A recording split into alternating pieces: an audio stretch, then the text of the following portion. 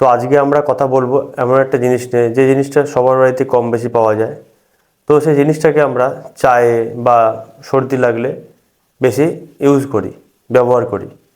তো এছাড়াও এই জিনিসটার অনেক উপকারিতা আছে। আমি আদার কথা বলছি। আদা খেলে কি কি উপকার হতে পারে, কি কি উপকার হয়, চলুন আজকে আমরা দেখে নিই। যদি আপনি দিনে 2 বার আদা জল খান, পেটের যত সমস্যা আছে আপনার সব সমাধান হয়ে যাবে।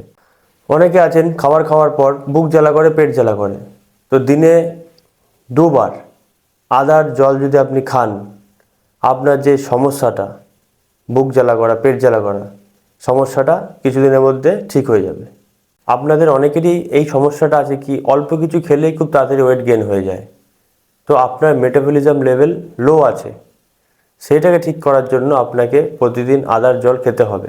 আদার জল খেলে কি হবে, আপনার মেটাবলিজম রেট হাই হবে।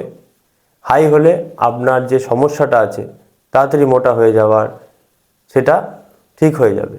যে জিনিসগুলো আমি বললাম এইগুলো আপনারা শুনুন, রেগুলার আদা জল খান, আপনার শরীরের জন্য খুব উপকারী। ভিডিও ভালো লাগলে ফলো করুন, শেয়ার করুন। ধন্যবাদ।